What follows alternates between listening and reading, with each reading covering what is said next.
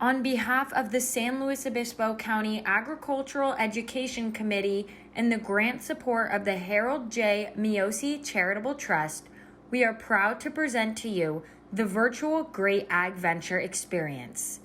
Please enjoy Antique Tractors with Tom Madden and Steve Hanson. All right, good morning. My name's Tom Madden. The fourth graders, like you guys, call me Tractor Tom. Started collecting tractors about 20 years ago, got involved with the Pastoral's Pioneer Day Committee, and we put on a great parade the second Saturday of October each year. And you see all these great tractors like this rumbling down the street in Paso Robles, the only place in the world where they let us run them right down the main street. I'm sitting in front of a 1911 Best round wheel tractor. It's the oldest Best tractor in the world, and the significance of Best is that Best and Caterpillar were the two big competing tractor companies in California, Holt Caterpillar, and they competed until 1925, and then Best bought a controlling interest in Holt, and that formed the Caterpillar Tractor Company, which is now based in Peoria, Illinois. So this is the oldest Best tractor in the world. It's the only round wheeler. And you look at these wheels, these are 76-inch wheels, and back then they didn't have little tractors.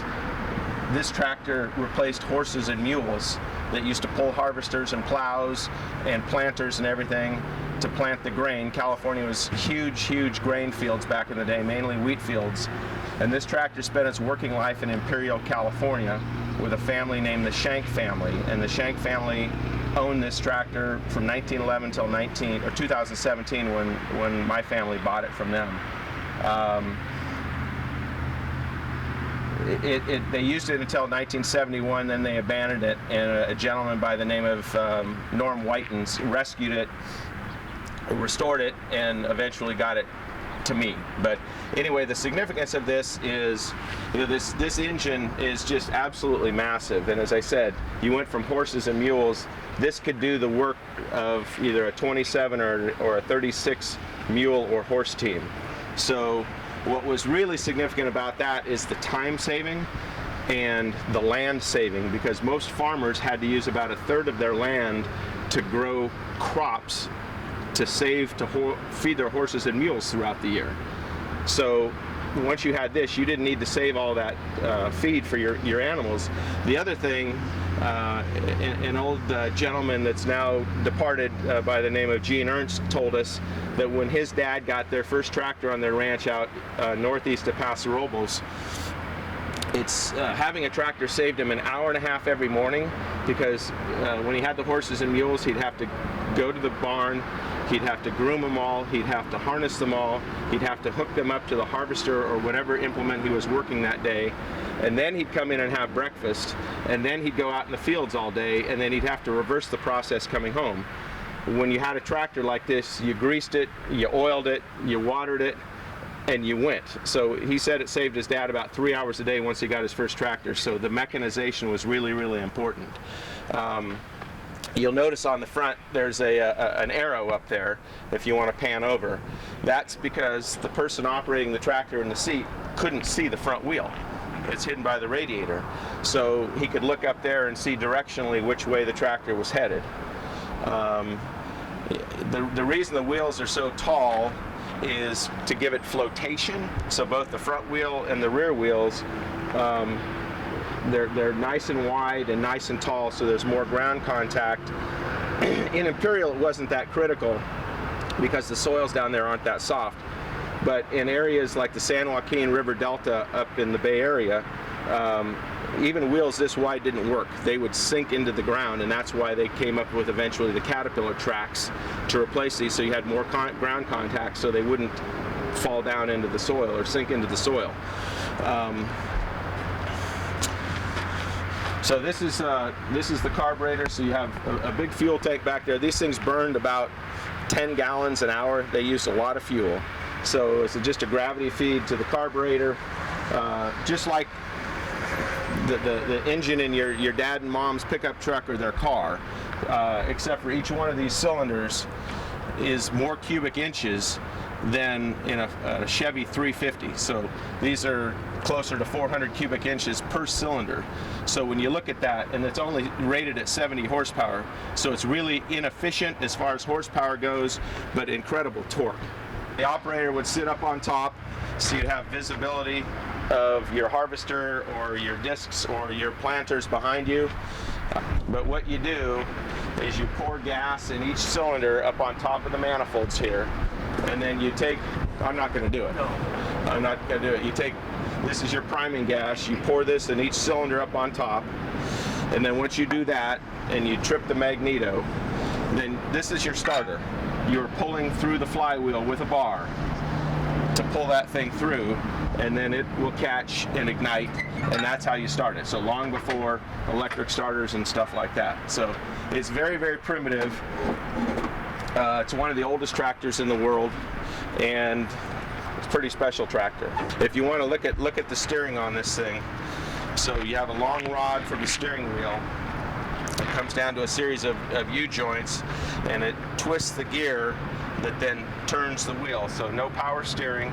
Later on, a couple years later, they did have power steering on these, but that's all just manual Armstrong steering. Obviously that's the radiator. It holds a lot of water. Dedicated to Norm for rebuilding. Yeah. And this is the air cleaner that's not hooked up. We need to get this hooked up. But basically it was a system like cold mornings like this morning where you could take heated air off of the manifold and pipe it down to the carburetor, because you see here there's condensation. This thing was starting to ice up when we were driving it over here. So it's a bit of a beast.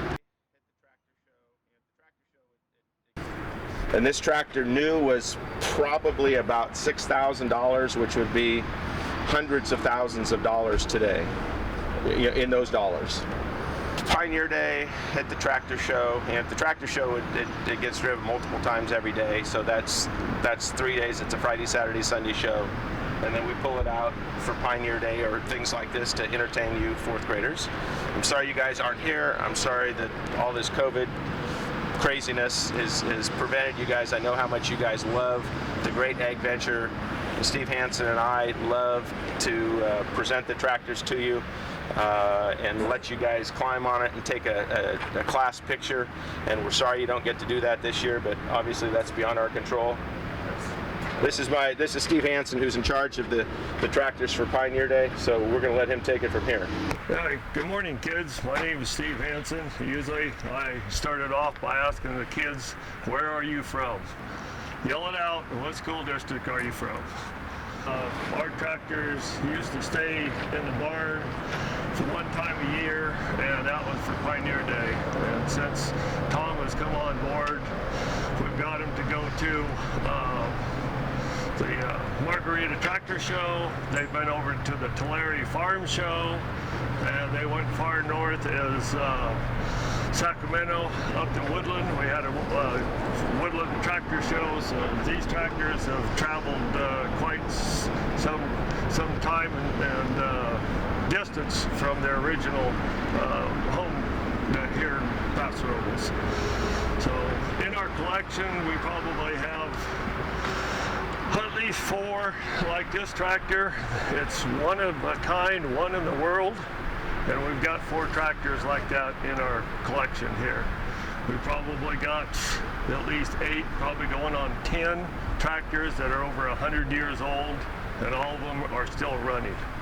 So I tell the kids,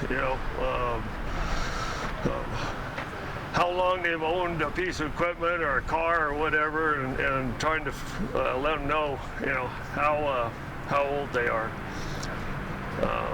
Other tractors we usually have are 1916, and I ask them what happened in the world in 1916, and a lot of the kids are pretty sharp on that, and they say, World War I. And we've got other tractors from World War II era. Well, thank you guys for coming. Sorry you couldn't be here in person. We'll do it next year.